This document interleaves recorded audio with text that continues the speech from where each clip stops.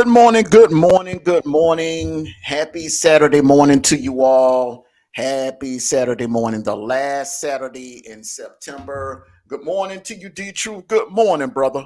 Morning, morning, morning. Boy, this is a very, very, very interesting day of college football. We're going to find out what a lot of teams are made of. We got some blockbuster matchups today, and I'm telling you, it has playoff implications.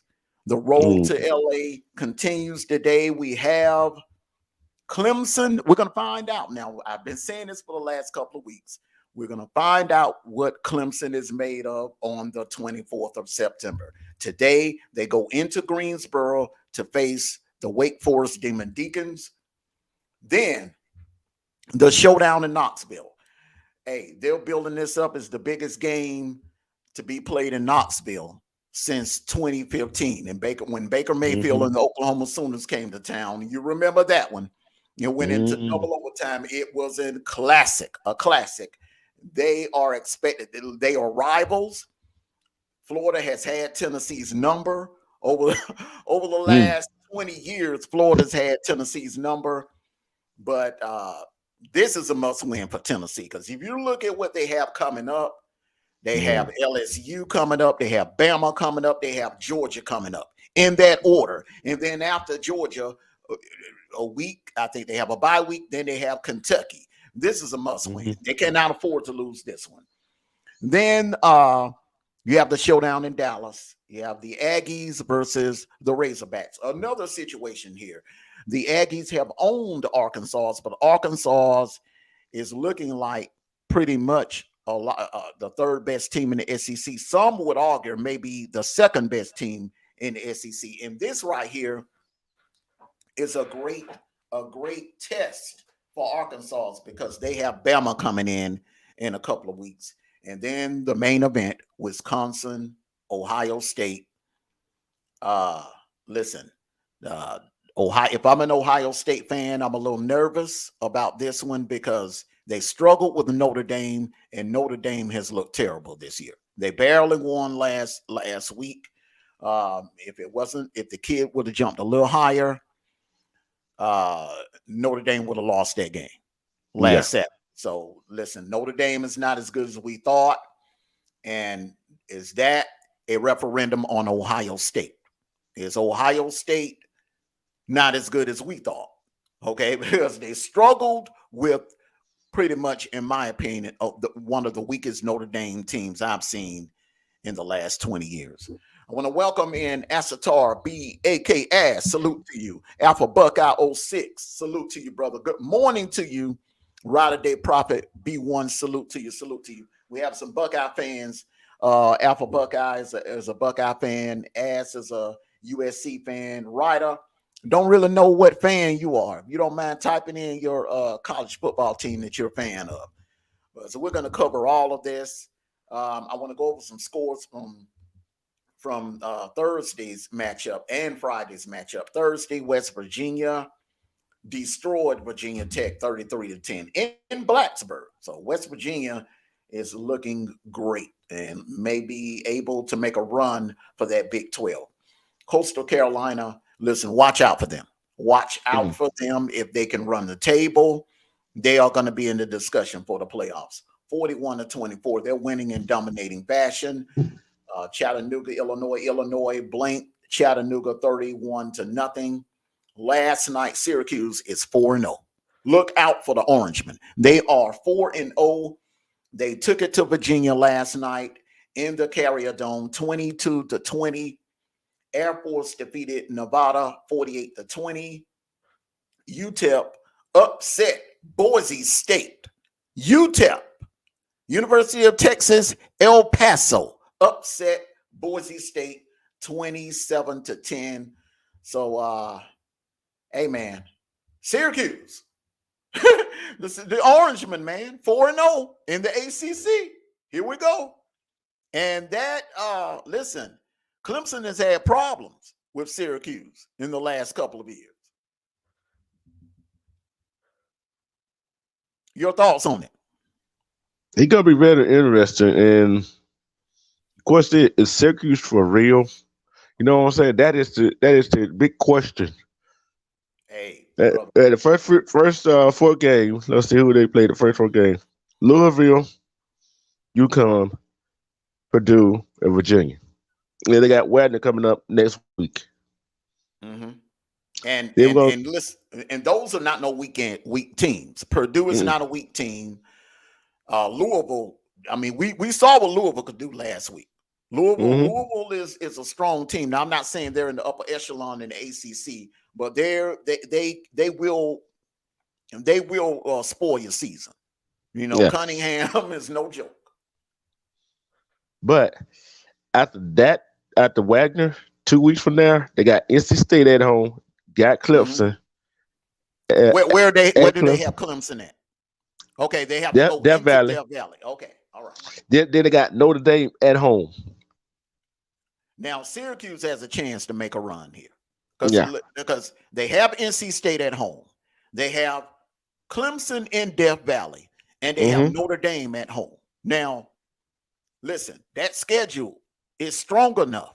Now, if they drop one to Clemson in Death Valley and meet up with them in a rematch in Charlotte and defeat them, oh, they're in. They Mm-hmm. are in. Look at that resume. Look at that Yeah. resume, D2. They are in Then they got with Pitt, one loss. Florida State. They got Pitt, Florida State, and Wake Forest in the season with Boston College.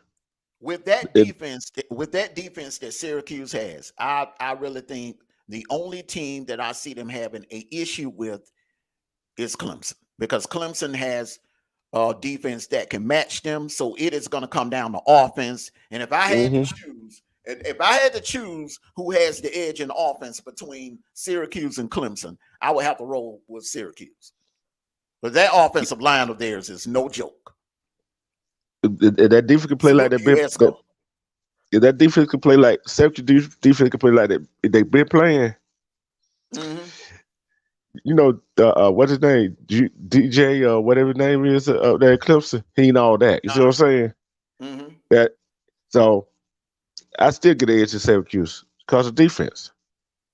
Yeah, but everybody beware now. The Mm-hmm. backup is a 5-star, highly touted, true freshman. Listen, I I wouldn't be surprised if Dabo pulled the plug. If he struggles in the first half, and pay close attention to this, everyone. If DJ struggles in the first half with Wake Forest, do not be surprised if Dabo pulls the trigger. He's done it before. He's done it before. You know, he done it with Kelly Bryant, and Trevor Lawrence. Okay, Dabo is not afraid to pull the plug if there's some problems or some issues at quarterback. Yes, sir. Now I want to go into the top story here. And there's been going around, uh, a buzz going around the southeast, and I mean from the plains down in Opelika, Alabama, Phoenix City, all the way up until till here on the ground in Atlanta, Georgia. I know you haven't heard about it. Salute to you, Miss Laura Lala. Salute to you, Esco. Salute to you. I know you haven't really heard much about it because of your work schedule and everything, but I have people on the ground, and this is for real, my friend. This is for real. This could happen either way. Either he will end up in Atlanta or he's going to end up down in the plains. They both boosters and alumni associations, they are serious about this. Jeff Collins is on his way out, and listen, whether you want to believe it or not, I really feel that Harson may be on his way out as well. You know, it's just, you don't drop a game like that at home, and with that tradition at Auburn. And I'm not an Auburn fan, but you know that I was right there with you in the area. I mean, I grew up in Auburn country. You know how big of a rabid fan base that is. They don't accept that type of a performance. They don't. That is a blue blood, and they're used to winning. And I really feel that they're going to make a move, and the prime candidate, and I do mean prime, for both programs, because Georgia Tech, they're tired of the losing, the fans down in Atlanta, down around North Avenue. They are They are tired of the losing. They want to get back to the winning ways where Paul Johnson had them in the early 2000s.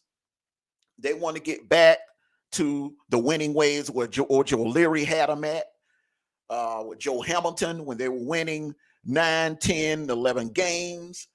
And they feel that this man right here can pull it off. And listen, we know what he can do on the recruiting trail. His coaching skills, without a doubt, his coaching skills are excellent. Now, can he do it on the FBS level? That remains to be seen. But hey, listen, how many coaches have came from the FCS or Division II and won championships? Jim Tressel did it. He left Youngstown State, went to Ohio State, and in 2002 won a national title. Urban Meyer did it. Urban Meyer did it. He left Division II, came up to Utah, took them to an undefeated season. One would argue if there was a playoff system back then, who knows? Who knows now? Who knows with Alex Smith at quarterback? Who knows what Utah could have done in the playoffs? Same thing about that Auburn 04 team. I mean, you talk about that a lot on the back end. So there have been coaches that have came from lower tier programs and have done well. All right. Salute to you, Gabe. Salute to you, brother. So that right there, there's no doubt. I feel that he could go to either one of these programs and look at the area that they're in. They are going to have Alabama and they're going to have Georgia, which is two hotbed recruiting areas in the Southeast. Now, as an Auburn fan, I'm curious of how would you feel about this? How do you feel, number one, about Coach Prime as a coach? And how would he do with an FBS program? And as an Auburn fan, would you accept it and your expectations? My expectation I want to win like everybody else. I want to win, and sometimes you can't win. You know what I'm saying? No matter who the coach is, and just think what happened with and you talk about coaching for coming for FBS and FCS and won championship which is that show. Gus came for the FCS, right? Arkansas State in 2013 and almost won it. So I'm looking at it like this. Should have won. Yeah, should have won. Yeah, but at the same time, but he was still the man that the only coach that we had that could beat Bama consistently. You see what I'm saying? Mm-hmm. And the question is, it's not just winning the ball game. Can you beat Alabama just about every year? That is going to be the question. Mm-hmm. That's any coach question that comes to Auburn. Mm-hmm. You see what I'm saying? It's like if they lost to Penn State, they win every game, and they beat Bama, what do they do to their seat? You see what I'm saying? Especially they knock Bama out of the national championship conversation. You know how that goes, don't you? Mm-hmm. That cooled that conversation down real quick. Well, I tell you what, that Iron Bowl is going to be off the chain. That is going to be Nick Saban versus Coach Prime. They are good friends. I mean, real good friends. Off season, he visits Saban. Saban visits him. They do the Aflac commercial together. Yeah, they are. I mean, that would be epic. That would be kind of like when Bear Bryant and Jim McKay had their battles back in the days. They were real good friends, but from two different worlds. I mean, Jim McKay was out in the Pac, where back then it was the Pac-8, running things with USC, and Nick Saban was in the SEC running things with Bama. So this is going to be very interesting. This is going to be very interesting, and I really feel that either program would be lucky to have this man. I think he could come in and change the recruiting landscape. I really think that Now, if I had to lean towards which direction that he would go, I would the more likely destination would be Georgia Tech. Yeah, But my only problem with that is I don't think Georgia Tech would have the capital to be able to lure him from Jackson State. Out of the two programs, I think Auburn has the the firepower. When I say firepower, I mean the cash to actually put on the table and actually be like, hey, look, we're talking about Prime now. The man loves money, just like everybody else. I mean, what he done at Jackson State is great. I mean, I love him to death for that. And we're gonna have other ex NFL players following in his footsteps, other ex NFL football players that are not given the chance on the FBS level to coach. And they're going to be able to go into the HBCU and prove themselves and coach and do some great things in the FCS. But yeah, listen, and I'm gonna put it like this: from a geographical standpoint, uh, Atlanta and Georgia Tech would be the likely destination. But listen, man, from a business standpoint, man, I'm looking at Auburn. I'm looking at Auburn, man. The blue blood but program established, man. The money. I'm looking at Auburn, bro. it's like that. But it don't matter which one. It don't Mm-hmm. matter which one, Auburn or Georgia Tech, Georgia, Georgia State, Georgia Southern, Alabama, going to be in trouble, and Florida. In recruiting, yes. He's gonna Really, take that won't matter. he's definitely and let me bring up that point. He's definitely going to steal the South Georgia area from Kirby. I mean, if he goes to Georgia Tech or Auburn, I think you can kiss Georgia, South Georgia, that Valdosta area, Valdelia, Statesboro, and that Panhandle area of Florida, that Panhandle part, the northern state of Florida. You can kiss that goodbye. Because he listen, look, he stole Travis Hunter from Florida State. And listen, I tell you, can you imagine? Can you imagine, man, if that kid would have stuck out his commitment and would have went to Florida State? Can you imagine how good Florida State's defense would be? The number one recruit in the nation, the number one man. They were saying that this kid is the best defensive back that they've seen since prime time. They said the kid is better than Charles Woods. No, we're going to find out. Now, the game that he played at FAMU, listen, the kid is special. But this Mhm. guy can recruit. But This guy yeah, I mean, man, he's gonna. Auburn is gonna be a problem. Auburn is gonna be a uh, problem. it don't matter. Auburn, Georgia Tech, they gonna be a problem in the future. They gonna matter. You know what I'm saying? Mm-hmm. You Trudy, hey, Mm-hmm. call Jackson State University HBCU. That Mm-hmm. brought the talks of HBCU back in the football conversation. Mm-hmm. And look at the coaching staff, Mm-hmm. ex NFL players. Know what Yeah. I'm saying? So Yeah. that so we just gonna see we see what it does, but I know, but it actually Georgia Tech players, Auburn players, and Jackson State players, they hearing all the rumors. You see what I'm saying? Yeah, Mm-hmm. what effect is that having on the kids? Well, like I would tell anybody, listen, it's life. It's life, and you have to roll with the changes. Okay, these kids, when you commit to a program or whatever, and you're on a football team, there's no guarantee that the coach is going to be there the Yeah, following year. Okay, you signed up you signed up to play at the school, not for the coach.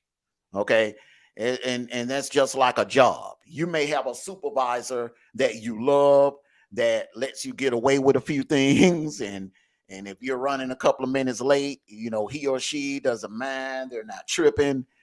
And all of a sudden, that supervisor is not there anymore. You have another supervisor that comes in that's an a-hole. You have to be able to deal and adapt to the changes that comes your way. But the thing is, that's why they got the transfer portal. You see what I'm saying? Hey, the next coach come in. Hey, I went calls. This coach said he's gonna be here, this right here, but he not here. Guess what? I want somebody else. Exactly. That hurts the next coach that comes in. You see what I'm saying? But hey, that's kind of football. Well, that's college football, and that happens even when the coach doesn't leave. I mean, Georgia had transfers every year since Nick Saban had like several players to transfer, and he's the GOAT. Yeah. And he's there. He just signed an extension, and players are still transferring. So that's something you can't prevent from happening, whether he stays or goes. Yeah, and with Nick Saban case and some other players, coaches, college football program case, them kids want to play. They go somewhere where they gonna get a chance to play. That's all that was. That's all that is right there.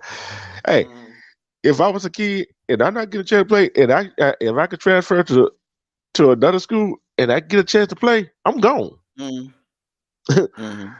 Would you blame me? Especially if I know I'm better than the guy, and especially if I know I'm better than the other guy that's out there, but you didn't give him a chance to do it. That's why some players transfer. Well, it's all about being a professional. It's all about being a professional. You're not gonna have your choice of the authority figure around. You go to the NFL and you may have a coach that you're crazy about, a coach that you love, and then he decides to leave. There's nothing you can do about it.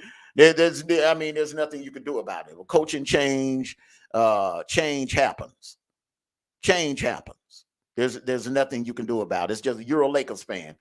It's just like back in '89 when Pat Riley all of a sudden he upped and decided that he wanted to go and try his hand out with the Knicks. He wanted to go and be the head coach and the general manager of the Knicks.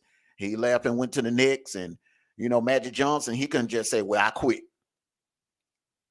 I quit. I'm going to go to the Kings, or I'm going to go to the Spurs." No, you had to be a professional and ride it out with with the next guy, Mike Dunleavy.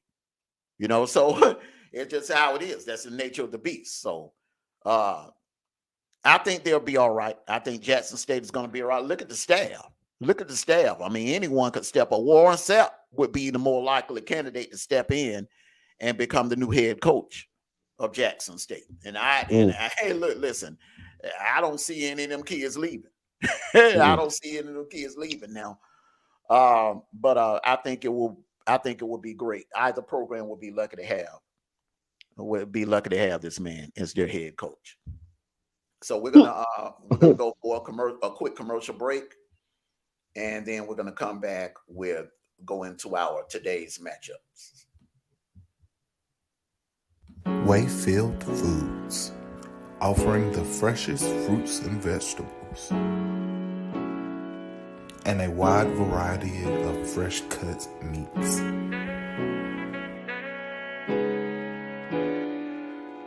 Fresh foods cooked daily.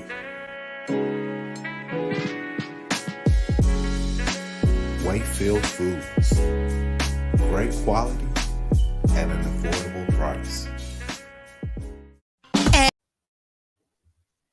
Atlanta, it's back for a limited time. This Is It Barbecue and Seafood has brought back its 2 for $25 package. That's 2 dinners, 2 large drinks, and 2 desserts for $25. Choose from delicious entrees like rib tips, barbecue chicken, tilapia, barbecue ribs, and many more. And for dessert, banana pudding or strawberry shortcake. Dine in or carry out for just $25.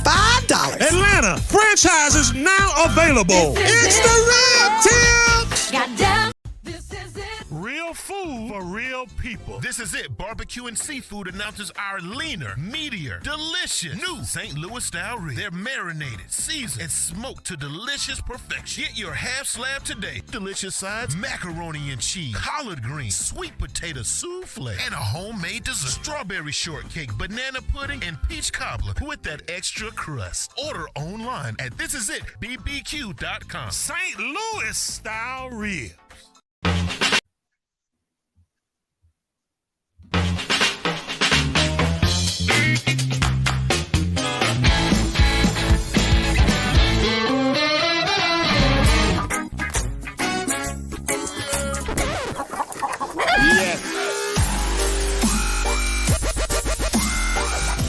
Make your burger your style with delicious, hand-pressed, never-frozen AAA Angus beef and tons of fresh, tasty toppings. Fat Burger. Great taste sounds good, doesn't it? Hey, I'm reading the comments, man. I don't want to really mix NBA with the college football, but listen, you got to put a little respect on Dunleavy, okay? Because Dunleavy was knocking on the door. He came very close to winning some championships. 1991. Listen, that was just a situation where the more talented team won the series. I mean, the Bulls were loaded. The Bulls were loaded. Michael Jordan was at the prime of his career, and Magic Johnson was on the back end of his career. He was toward the end of his career. The man had gotten older. Kareem had retired. The team was old around that time in 91. I mean, Byron Scott, James Worthy, all of them guys, they were like in their 9th and 10th years. AC Green had gotten older. So there was not much Mike Dunleavy could do, but the man got them to the finals. He got them past a very tough Portland team, which a lot of people feel like was the best team that year in 91. That Portland team was no joke, and the Lakers beat them in the Western Conference Finals. So let's put a little respect on Mike Dunleavy, brother, and let's not forget what he did at Portland. When he went to Portland. So let's, he's one of them great coaches that never won the NBA. Yeah. I would have to compare him. I would have to say he's the Dan Reeves of the NBA. Great coach, but just ran into some juggernauts on the big stage. That 91 Chicago Bulls team and that 2000 Lakers team, that was just a tall order. I mean, so we can't ridicule him for that. All right, now on to our next talking points, brother. We're going to go on into today's matchups, man. Listen, I'm excited about these, man. I am very excited about these matchups, man. We're going to find out what these teams are made of. And listen, if Tennessee, if they're going to do it, this is the year, because Hendon Hooker, I really don't see him coming back for another year.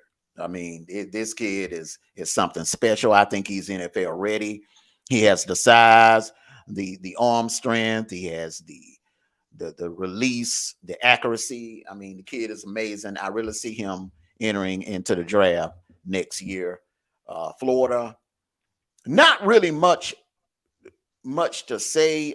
Florida's already lost SEC game to Kentucky this year. Yeah. So listen, it's a must win for both of them as far as I'm concerned. Yeah, and I'm looking at it right here.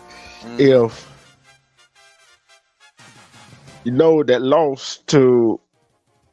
that one loss, the SEC loss for Florida, they can't lose no more. Because you lose two, you are essentially out of the race. And if Florida lose this game right here, they'll be seeing what South Carolina is. 0-2 in the SEC. Yeah, they'll be officially eliminated. So the pressure is not on Tennessee. The pressure on Florida to win this game. So you got pressure on to win this game to stay in the race. Going to Knoxville. I like Tennessee in this game. I like Tennessee in this game. I'm going to be honest with you. The only thing that kind of scares me about Tennessee is they have not faced a defense like this. They have not faced a defense like Florida all season. No one that's listening or no one in the chat can tell me that the Pitt Panthers defense is on the level of the Florida Gators defense. No one can tell me this. Okay, so But the reason I said that was how they struggled with South Florida at home, and now they got to go on the road to Tennessee. I Forget about that defense, but forget about Florida defense. You see what I'm saying? Okay, let me explain. All right, slow down. Let me explain. The reason you got to remember now, you got to remember the hangover effect. The hangover effect can occur after a big win, and it also can occur after a very disappointing loss. Look what happened to Notre Dame.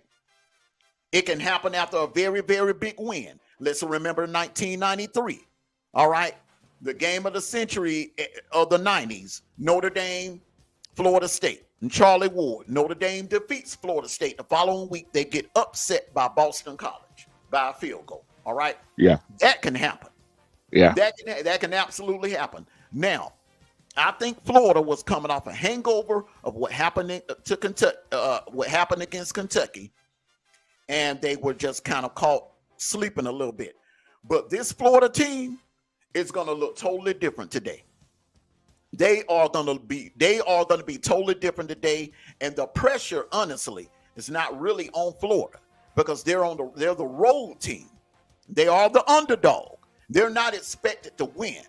So the pressure is going to be on Tennessee. They're going to be under a tremendous amount of pressure because they know what's coming up on the back end of that schedule. Yeah. Go ahead. Don't really say the pressure on Florida. Yeah, the pressure on Tennessee too, but not as much in Florida because they know you think guys don't look at the newspaper read and look at the stat where they status at in the SEC. Y'all fooling yourself. You see what I'm saying? Yeah. And when you do that, like, okay, Tennessee is 0-0 and Florida 0-1 in the SEC, they're going to look at that right there like, oh, and the thing is, Florida coaches got to get them not to try to play above what they could play and make mistakes by doing that. You see what I'm saying? Because some players might go out there and try to do too much. So, hey, pressure on both teams. One being at home, got to play a big game. Another one on the road, got to get that squeak win out of your system, and you got to stay alive in for the SEC East. So, pressure on both of them, really. Okay, all right. Well, the pressure's on both of them, but the pressure's on. Listen, Florida doesn't have a gauntlet coming up like Tennessee has. Okay, Tennessee has. They have LSU, Georgia, Bama coming up. With Bama, LSU, Georgia. They listen. That's a juggernaut. Then after you have to deal with Georgia, you got to deal with Kentucky. So listen, they can't afford to drop this one. There's no way they're going 4-0 the other teams that I just named. They hit the schedule. Got Florida at home, got LSU on the road, got Alabama at home, and they got to go to Athens. Then they got to go. Then they got UT Martin, which that might be a cupcake. I'm looking at the marquee games. Yeah, but then that basically both of them Tennessee. So, but they got Kentucky at home, got Georgia on the road, then at home at Tennessee, then at South Carolina, then at Vanderbilt. So it's going to be something else. Yeah. Can they at least get one of them two games against LSU or Alabama? That is the question. Well, that's what I'm saying. You don't want to take that chance. You don't want to take that chance. You want to take care of business today. Now, with this game right here, and we're gonna come back to this. We're gonna come back to the Tennessee Florida game. We have time. Yeah. I'm gonna do this in order because this is your 12 o'clock game. This is your 12 o'clock game. And listen, they have Clemson ranked high. They're sitting at number 4. We're gonna find out what they're made of. Now, Wake Forest looks good. Wake Forest looks good, man. That offense is no joke. Clemson's defense is gonna face their first real test. I'm looking at how they struggle with Georgia Tech in the first half, man. Yeah. And this is, listen, they've had problems in Greensboro in the past. This could be an upset right here. I'm just going to go ahead and put it out there, man. This could be an upset right here. And I look like the Wake Forest been knocking on the door to defeat Clemson the last few years. Mm-hmm. They've been knocking on the door. They just couldn't put it together. Can they put it together today? We shall see. Like I said, Clemson struggle. If they struggle with Wake Forest in the first half, and Wake Forest put up some points in the first half, watch out, Clemson. You might not get out. You might not win at home. You might not win this game. Mm-hmm. So, with that being said, look who Wake Forest defeated so far this year. Not take it away for the team. They beat Liberty. Liberty is a hard team to beat. Mm-hmm. Am I lying? Liberty is a hard team to beat. Yes, they are. They beat them by 1 point. They beat Vanderbilt. Went to Vanderbilt and won by 20. Mm-hmm. You see what I'm saying? Hot. Now Vanderbilt is hot. Vanderbilt is not the same Vanderbilt that they were the last couple of years. This is a much improved Vanderbilt team. And that was pretty much they went in their house and did that. Now they got Clemson at home. Mm-hmm. Who's the pressure on? Well, guess what? The pressure on Clemson. I don't care what Forest they're playing at home. Pressure on Clemson. They the so-called darling of the ACC. Feel what I'm saying? Can DJU bring Clemson out of there with a win? Can he? We're gonna find out. We're gonna definitely find out. We are definitely going to find out.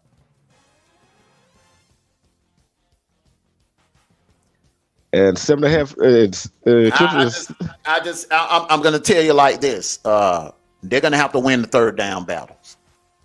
Yeah. If they do not, listen to me real good. This Wake Forest team is going to score some points today. It's not going to be like what happened with Georgia Tech and the other games they played. This is going to be the best offense they've faced so far. And they're going to put up points, and Clemson's going to have to keep up. This could get into a shootout. And the question is, can Clemson's offense keep up with Wake Forest's offense? And I'm looking at the stats right now. Look at the stat for the defensive side of the ball. Mm-hmm. Yards allowed. They're pretty much even. Clemson getting up 312.7 yards, and Wake Forest giving up 314.7 yards. So they're pretty much even. Which defense can stop which offense? That is the question. Mm-hmm. Exactly. That is the Absolutely. And like I said, I think it's going to be a shootout. Now, this game right here, and I'm gonna tell you like this. This one right here is going to come down to third downs. It's going to come down to third downs if Tennessee is not successful on third down. And if Florida can make this game ugly and put them in a phone booth like they did at Utah, because remember now, Utah also has an explosive offense. If Florida can keep this game close and keep this like 21-17 or something like that going into the fourth quarter, hey, the pressure is gonna mount up on Tennessee, and we know what pressure does. It bursts pipes. Pressure bursts pipes, and that's what's gonna happen. Because listen, if Tennessee can, this is the key for Tennessee. You want to come out and you want to jump on them often and early. You want to put Florida away early. because they do not have the offensive firepower to stay with Tennessee in a shootout, in a scoring shootout. If you are Florida, you want to make this game as ugly as possible. You want to do what Notre Dame almost done to Ohio State. You want to put them in a phone booth and make this game ugly. You don't want this game to be up in the 30s because you can't match Tennessee and Josh Heupel's air raid offense. You want to keep it close in the low 20s, in the teens. You want to keep it something like 21-17 going into the fourth quarter. But third down is going to be the key. If Tennessee, you look at that first drive, you look at Tennessee's first drive. If Tennessee is moving the ball, first down, look out. It's going to be a long day for Florida. If Florida is getting them off the field, 3 and out, look out. Look out. Upset coming. But yeah, you're right about that. They're gonna be a good one. But I know one game.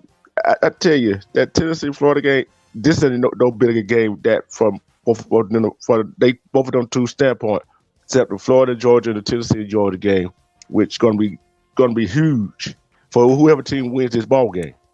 Mm-hmm. They're gonna be huge. But hey. Let's see if Tennessee for real. We'll see Tennessee do this before him. We're definitely going to find out if they're for real because this is going to be the best defense they faced all year. Now, Florida has been tested. That's another thing. If I'm worried, if I'm a Tennessee fan, salute to you, Money Boy Trey. Salute to you, brother. Salute. State gang in the house. If Florida has been tested, so Florida is ready for this. Tennessee hasn't really been tested. That Pitt team is not the same Pitt team that they lost to last year. This Pitt team, they lost a lot on offense. They lost some pieces on the offensive line. This is not the same Pitt team that they beat. They barely beat them in overtime. You know, that's why I can't jump on that Tennessee bandwagon until I see this game right here. This is going to be the game that I decide, okay, all right, well, you know, they may be for real. But they're definitely not coming to Athens undefeated. They're not coming to Athens undefeated. There's going to be a mind trap somewhere. Either it's going to be in Baton Rouge or it's going to be when Bama comes to Knoxville. But I look at this right. I would be if Tennessee beat LSU and beat Alabama. I would be surprised. Would you? I wouldn't be surprised. I wouldn't be surprised because this notion that last year was Bama's rebuilding year, that is false. This year, in my opinion, salute to you, Nafar Rahman. This year, in my opinion, is Bama's rebuilding year because you had a lot of transfers, a lot of key transfers. Jaleel Billingsley, you had the other two freshmen transfer. Then you have new guys coming in that have transferred from other schools. And you lost Evan Neal. You lost Christian Harris. I mean, you lost some players, man. You lost some players. So then JoJo Earl is injured. You know, so you're playing new wide receivers. This is really Bama's rebuilding year. It wasn't last year. It was this year. This year is their real rebuilding year. But hey, that doesn't mean they can't win a national title because listen, we all thought this was Georgia's rebuilding year. I mean, hell, they lost 9 starters, 7 on defense, and they're right up in the top 3 in defense. They have they're number 1 in offense, and they're the number 1 ranked team in the nation, undisputed. No one is disputing that fact. But they go to show you. When injury happened during the season, the player that steps in there, get that playing time, especially playing a team that you blowing out, get that kid in there to get some playing time. Exactly. And then when injury happens, guess what? He be ready.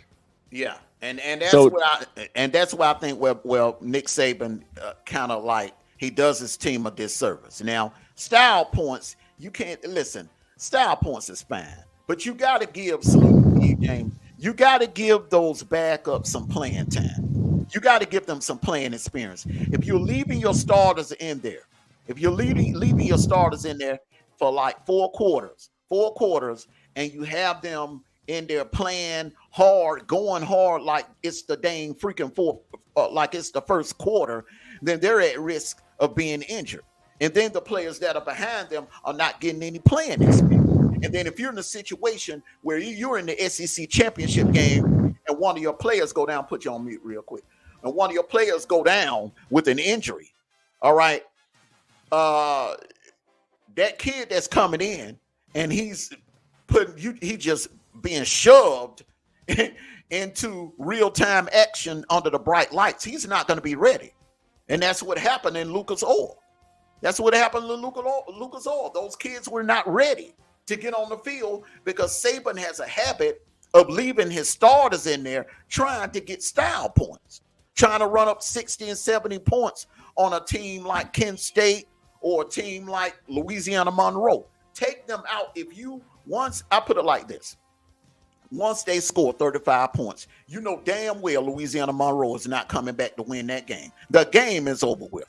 Take those kids out, put your backups in, let them get some experience, some playing time experience.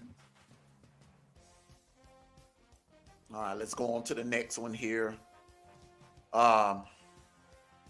This one, listen, if this is it for Texas A&M. If they lose this game, man, it's going to be some slow walking, sad singing here on the 24th of September. Their season will be officially over with. That will be 2 SEC losses. They will be done. They will be officially done. Arkansas, in my opinion, would move up in the polls. And they're an underdog. I really don't understand how Arkansas is an underdog in this game. I really don't. But I just think Arkansas has too much talent on this team. Bumper Pool, Hayden Haynes, Catalan is just, the defense is just stacked. That defensive line is just too much firepower. Offensively, I just don't think Texas A&M's defense is going to be able to stop KJ Jefferson. I just don't think they'll be able to stop him. That running game, that ground game. I mean, Sam Pittman is building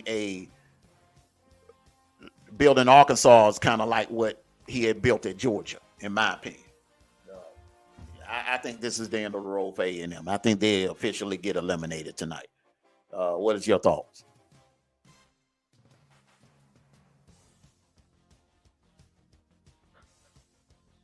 Okay, I think he's in a bad area or whatever.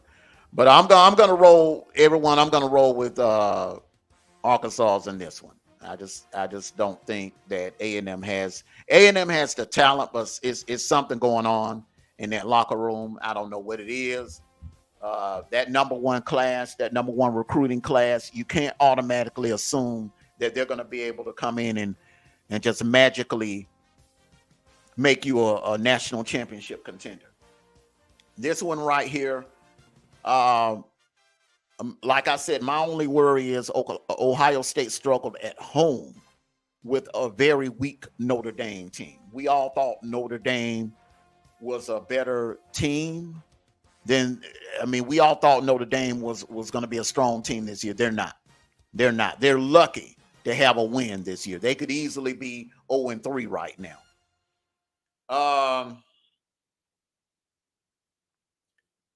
I don't know. I think Ohio State will win this game, but they're going to struggle. They're going to struggle in the first 3 quarters, and I think they'll pull away and put them away. I think it'll be somewhere maybe 38-20 or maybe 41-20. Ohio State will definitely win this one here. Wisconsin. It's definitely going to be a good one. It's definitely going to be a good one. Yeah, give me your Arkansas Texas A&M pick. Well, they in Dallas, ain't they? Yeah, they're in Dallas, which is neutral. It's neutral. It's neutral. Now it's no, Texas A&M is down there by not too far from Houston, which is on the southern border of Texas, and Arkansas. We know Arkansas. Yeah, Arkansas. it's neutral. It's neutral. Yeah.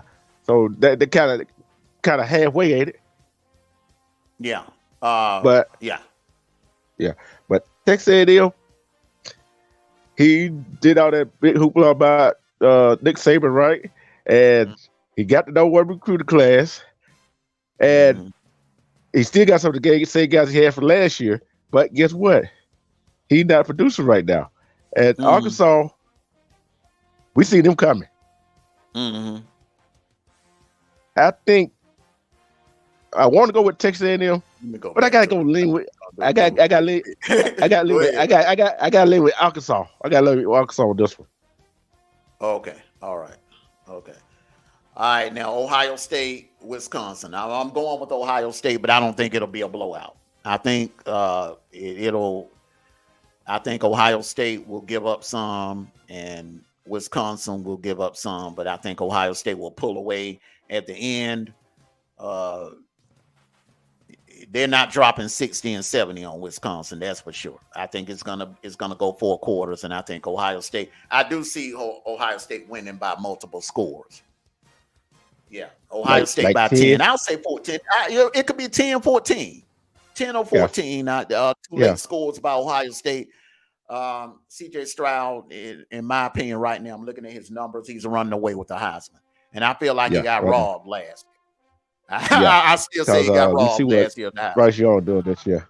Yeah. That was all. That was all political last year. There's no way in hell Yeah. that I gotta. anyone can look. Yeah, there's no way in hell anyone can look at that Iron Bowl and say that he deserved that Heisman over C.J. Stroud. There's no way. There's no way. Yeah. Because I looking at the Ohio State going to run away with it. Going to win this ball game, and they control their own destiny right now. Them and Michigan control their own destiny. And if both of them teams comes to that Ohio State and Michigan game undefeated in the Big Ten, who do you choose? Absolutely. So the road to LA, it continues today. Tennessee can stay alive. Clemson can stay alive. Salute to you, Queen Gertrude. Ohio State can definitely stay alive. Now, Ohio State has to be careful because if Clemson beats Wake Forest convincingly and Ohio State struggles with Wisconsin, and then being that Notre Dame has been on the downslide and Ohio State is remembered for struggling with that Notre Dame team, they'll move Clemson in front of Ohio State in a heartbeat. I'm just letting you know. They'll move Clemson in front of them.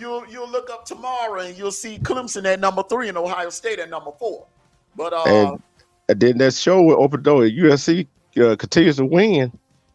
That opened the door for a Pac-12 team. Exactly. So exactly. Michigan. Okay, so I don't see Michigan budging because Michigan hasn't played anyone. I got to see Michigan play someone a worthy opponent, man. Before I can actually. They're playing Maryland today. Listen, Maryland is not ranked, and they got Maryland in the big house at home. So I got to see Michigan in a game like this. What we're going to see Ohio State in. You know, I got to see them in a game like this first. Ohio State, this is going to be their second test of the year, and we'll see what happens. But those are my picks. Listen, this is an opinionated based show. Your opinions may be totally different from ours, but hey, one thing we all can agree on. This is a great time of the year. College football, autumn is in the air. Woke up this morning in ATL, man, we were in the 50s.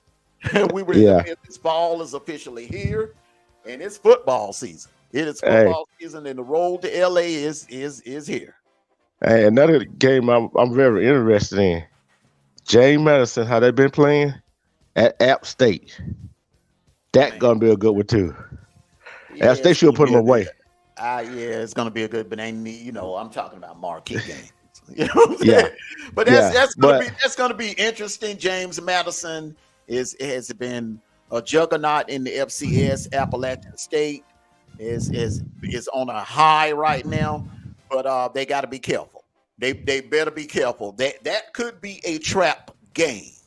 That right there could be a trap game for Appalachia State, but they better be careful. Now, out of the four games, out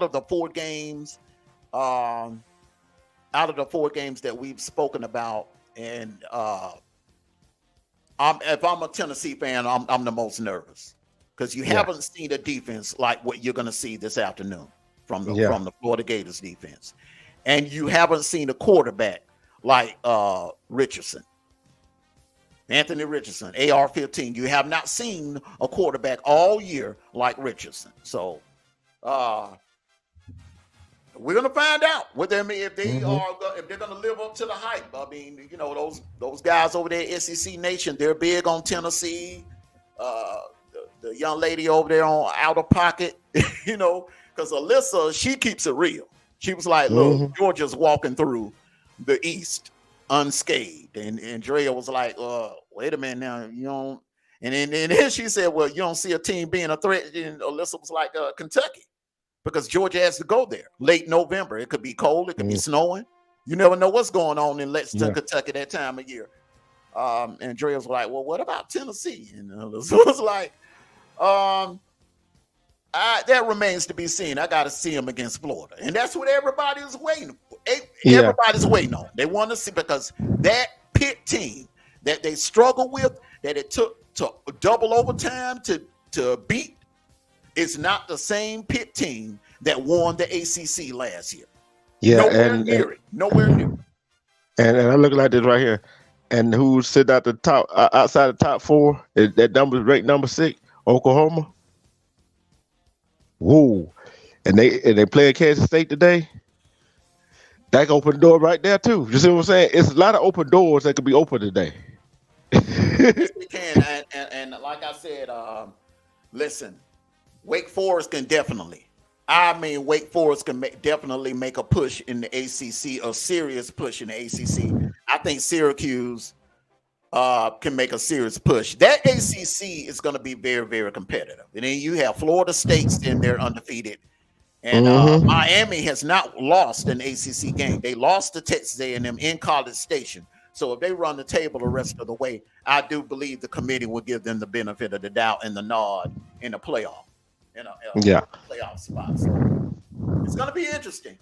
Some very key matchups. All 4 have playoff implications. All 4. Oh yeah. Yes. It gonna be doors will be kicked in today. Yeah. And we could have 2 teams. We could have 2 teams on the chopping block. The slow walking, sad sinking. It could be Florida, Texas A&M. It could be one, or it could be neither. A&M could go in there and expose Arkansas, and Florida could go in there and upset Tennessee. So, who would get the award out of these 4 games? We shall see. We shall see. All right, brother. It's been fun. Everyone, want to thank you all for coming out, joining us here on the college football kickoff show. We're going to do this every Saturday morning. Some mornings we'll go 2 hours, and we only went 1 hour because we only had this week. It's not really many marquee matchups, but these 4 we definitely had to discuss, and the buzz about Prime, Coach Prime, maybe headed to Auburn or to Georgia Tech. So either way, we're going to keep an eye on that story, huh? Either way, Prime, you know he wanted to come back to Atlanta anyway. So either way, either or. He only 2 hours. He only 2 hours from Atlanta for Auburn. Yeah, and be right. Auburn, man. Look, he can get in that Lamborghini and be. He can leave Auburn, leave Auburn, in that Lamborghini, and leave at Auburn exit and be in Atlanta within an hour and a half. Yeah, and then being at Georgia Tech, hey, he right down in downtown, really. Yeah.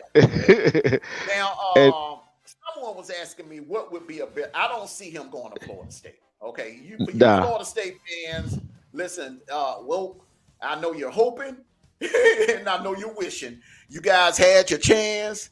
Yeah, y'all had a chance. I really do believe it was a slap in the face when those alumni and boosters told, "Oh, you're not cut out to be a coach down. You're not cut out to be a coach." And now they're finding out, hey, the dude is a hell of a coach and a recruiter. And a recruiter. I don't think it's no coming back from that. Plus, I think he want to form his own steps. He want to create his own steps, and what better places to do it than to do it at Georgia Tech. Although you think about Georgia Tech, you think about Bobby Dodd. When you think about Auburn, you think about Suge Jordan, and you think about Pat Dye. Okay, but listen, if Prime can go there and turn that Auburn program around, brother, you better believe a statue is going up. He's going to have a statue right next to Bo Jackson and Charles Barkley and Frank Thomas. Definitely. And Cam Newton. Hey, I'm going to tell you this right here. But with every coach that comes to Auburn, you got to be able to either compete with Bama or beat them.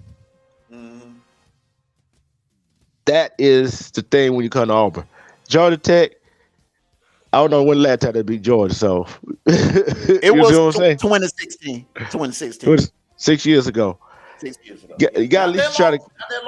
Not that long. That kind of not like Auburn, Alabama. You see what I'm saying? Mm-hmm.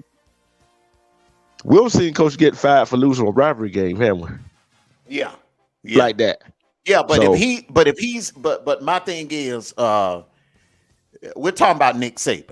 Okay, I mean, I would not hold that over his head. We're talking about Nick Saban. Okay, but if he's the problem with Gus is when you're losing in games like the South Carolina, Tennessee games that you have no business losing, you're barely beating. What was that team they barely beat? Got done Jacksonville State. I mean, come on, bro. The handwriting was on the wall. The handwriting was on the wall. But if this man can do what he did at Jackson State, and given with that money power, and the fact that the brand, the brand, the value that the Auburn brand carries, listen, he's gonna do great things. But woke is the new sleep. I'm sorry, brother. I don't see him in Tallahassee. I don't. I just don't. They had their chance. They had their chance. And you burning the man's jersey, and you just heard about the burning of the jersey, man. Those racist tweets, and I seen some racist comments on Facebook. It was just it was just nasty. What the fans should have handled that totally different. Mm-hmm. They should have handled that totally different. And maybe, just maybe, the man would have came back. Maybe the man would have came back. But hey, I don't. They had their chance. They had their chance. They had their chance. They blew it.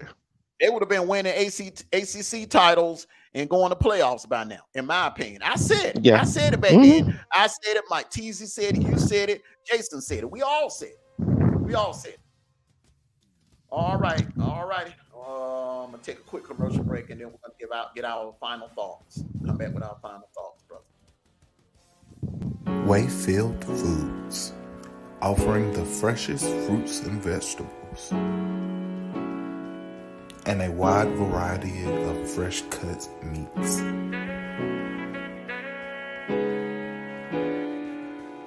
Fresh foods cooked daily.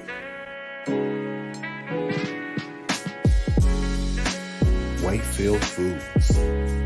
Great quality at an affordable price. Atlanta, it's back for a limited time. This Is It Barbecue and Seafood has brought back its 2 for $25 package. That's 2 dinners, 2 large drinks, and 2 desserts for $25. Choose from delicious entrees like rib tips, barbecue chicken, tilapia, barbecue ribs, and many more. And for dessert, banana pudding or strawberry shortcake. Dine in or carry out for just $25. Atlanta, franchises now available. It's the Rib Tips. Goddamn.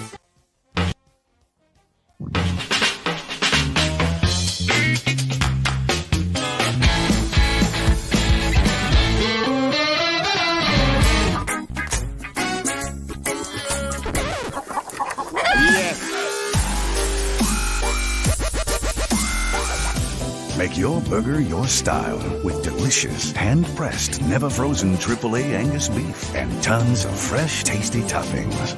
Fatburger. Great taste sounds good, doesn't it? All right. I want to read this quick comment before we give our final thoughts. FSU straight. Norvell about to have them back. Rank number 16. Hey, let me tell you something. Norvell is a hell of a recruiter. All right. I really do believe Travis Hunter, if he could have held on to Travis Hunter, the fact that he landed Travis Hunter in the first place tells me that the man can recruit. He can recruit.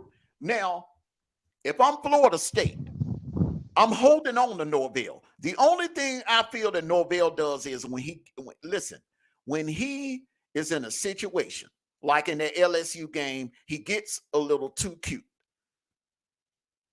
Don't get too cute when you're on the goal line. Sometimes he goes out of the box and does things kind of like Les Miles. He goes out of the box and does things like Les Miles, kind of remind me of Tommy Tuberville too. That riverboat gambler mentality. Listen, sometimes you got to stick with the KISS rule. And you know what the KISS rule is. Keep it simple, stupid. Keep it simple, stupid. You on the goal line, it's first, second down, turn around and hand the damn ball off to one of your 2 5-star running backs. That's simple. That's simple.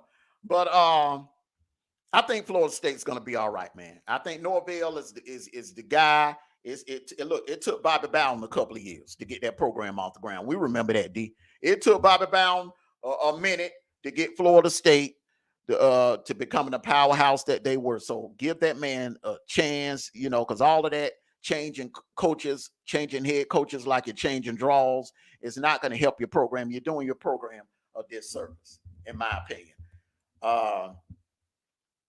But I think either destination would be the best. Prime couldn't ask for a better situation. Auburn or Georgia Tech. And the good thing about Auburn, if he chooses Auburn, hell, he ain't got to change colors. He ain't got to change colors, man, because if I'm not mistaken, man, Jackson State and Auburn have the same school colors. They have the exact same school color. So he doesn't have not exact. Red, the blue is the same, but the red.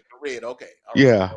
Yeah, It's that bright red that they use. Yeah, all they gotta do is change one color. That's that burnt orange. So that's it. That's it, brother. That's it.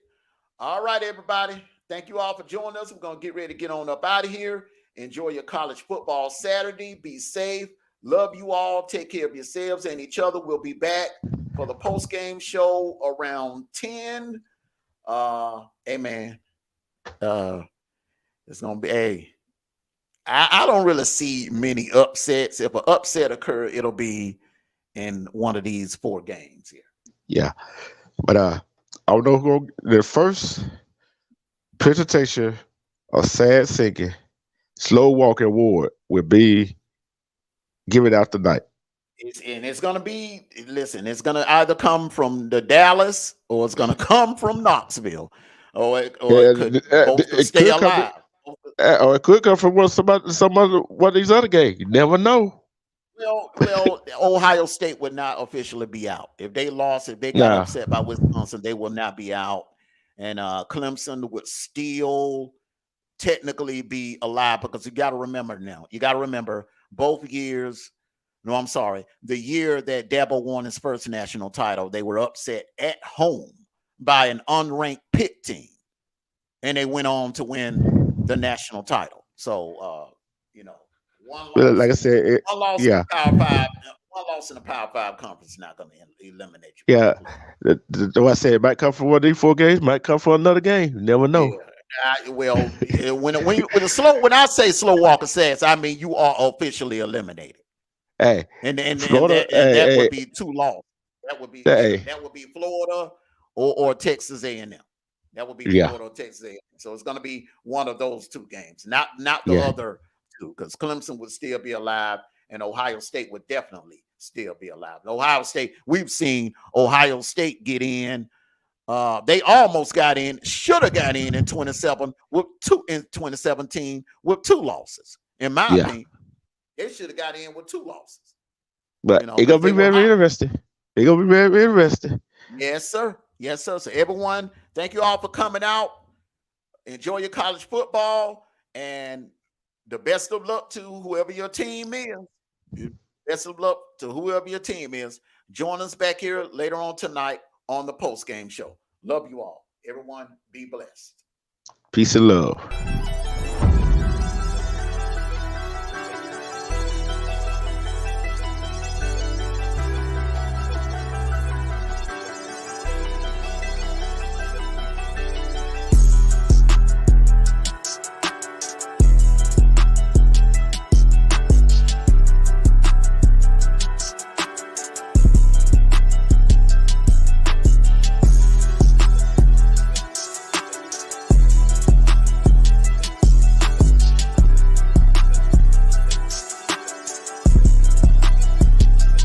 Bro, y'all ain't ready for no Georgia, bro. Y'all ain't ready to worry about Wisconsin. Let's go. Worry about Wisconsin.